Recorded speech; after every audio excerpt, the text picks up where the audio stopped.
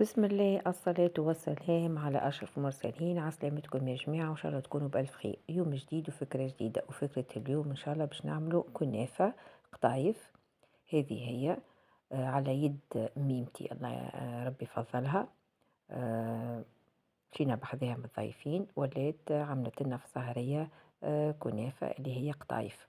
أول حاجة خذينا الباكو هذاك، عندنا البفريوة والبيستاش واللوز هذايا مهرش شوية، وعندنا الكعبات الزوزة باش نزينوهم من الفوق. دونك هذا الباكو يهز 400 غرام. دونك لهنا وقت اللي باش إذا باش تستعملوا الباكو أو يلزمك تستعملوا الكل في فرد نهار. علاش؟ على خاطر إذا باش تخليها راهي من بعد باش تشيح لك وما عادش تولي تنجم تستعملها.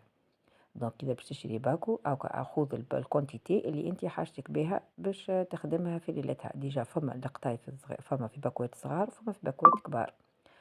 لهنا أول حاجة ساعة خذيت الشقالة هذيا، ومن بعد لهنا وليت هكا حلتها، قاعدة تحل فيها باش تولي باش شعرة شعرة. هي راوها الكنافة هي كلها أشعار. دونك لهنا باش تبدا تحلها هكا خاطر هي مقبوضة كلها في بعضها، باش تقعد هكا تحلها بشوية بشوية، توسع فيها بالها هكا تحلها الكلها. ولهنا اخذت الفورمة هذيا، وانتم تاخذوا الفورمة اللي عندكم. اول حاجة تاخذوا سمن والا زبدة، تذوبوها وتدهنوا الطبق متاعكم بسمن والا بالزبدة. ولهنا هي استعملت السمن المتينة. دونك لهنا زادت حطت فوق الكنافة زادة السمن.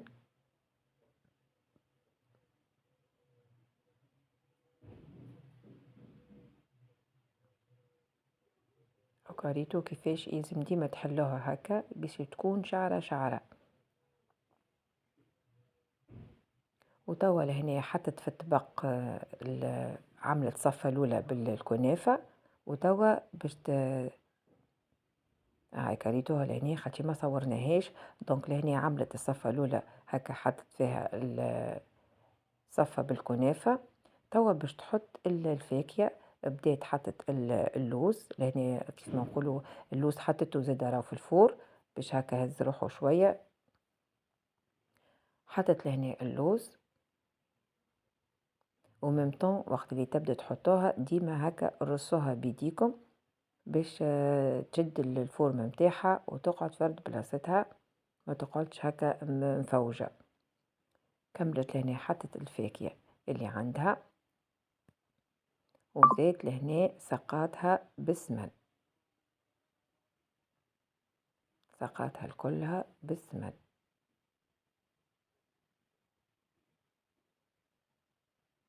زادت كملت خذيت البوفريوة اللي ريناها قبيليكا، حطيتها في الكوشة في الفرن، وزادت هكا كسرتها شوية وتوا حطيتها فوق منها. هذايا راهو الفاكهة هذه تجي في وسط الكنافة. مازالت باش تعمل صفة أخرى بالكنافة.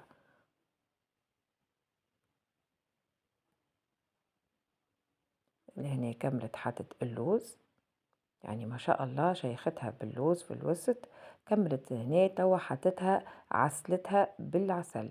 دونك لهنا راهو العسل أمي عملته في الدار اللي هو الشحور. كملت شحرتها. وتوا لهنا زادت حطت الصفة الفوقانية بالكل اللي هي باش تجينا الوجه متاع الكنافة.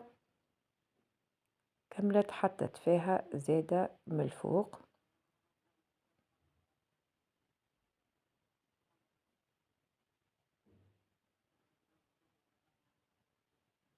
الراو اللي وقت اللي تحطها هكا ديما باقي تحلها، تلقى حاجة هكا ملمومة تحلها وممتون ترصها باش تجيك من بعد قالب واحد، ما يجيكش هكا مفوجة برشا.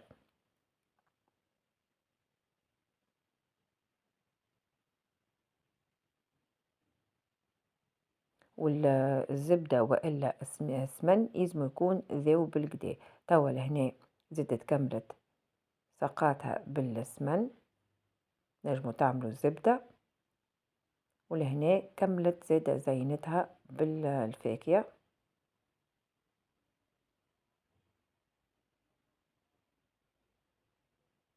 شيختها بالفاكهة ما شاء الله ربي يفضلها ميمتي.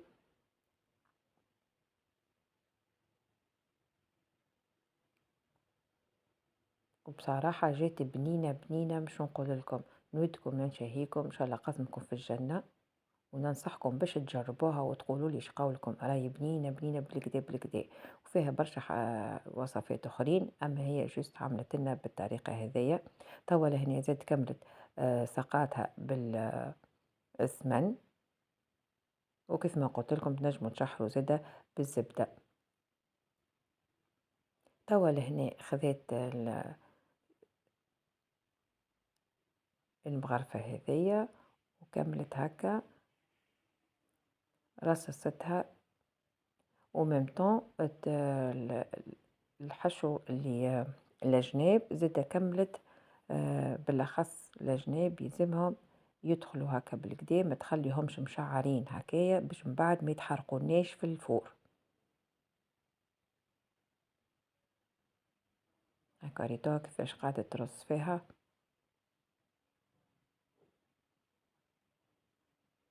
كملت لهنا حطت البيستاش،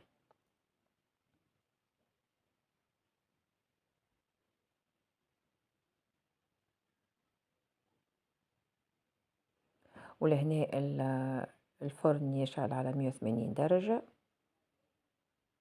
راهي ما تقعدش برشا، ميم طون ربع ساعة وتخرجوها. ديجا لهنا كملت عسلتها بالشحور،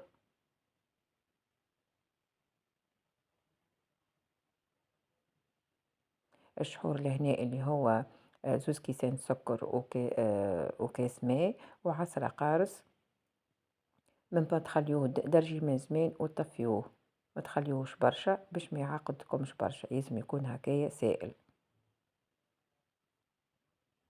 ننصحكم باش تجربوها وتقولوا لي شقولكم في الكومنتير، تضغطوا على الجرس باش يجيكم كل جديد، وتعملوا لايك وتقولوا لي شقولكم في الوصفة هذيا من مديات أمي، ربي يفضلها وربي يفضل لكم ميماتكم الكل، والله يرحم الميمة اللي توفات. دونك لهنا كملت، لهنا زينتها بالزوزة باش من بعد كي تقصها بالبراج هاكا كل برج تلقى فيه فوق منه هكا كعبة زوزة.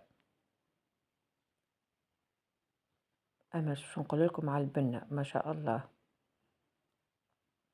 وهذه هي كانت فكرة اليوم، وصفة خفيفة ننصحكم باش تجربوها، بالأخص توا في رمضان تحلى السهرية هكا مع الكنافة. شوفوا ما شاء الله شي خدتها بالفاكهة، زادت كملت لهنا شحرتها بالعسل، وكملت لهنا ريتوا ركزوا على الجنابة. توا حطيتها في الكوشة 180 درجة، وهذه هي الكنافة ما شاء الله بنة. ننصحكم باش تجربوها وتقولوا لي شقولكم يا جماعة، وتوا ما نقول لكم كان إلى اللقاء.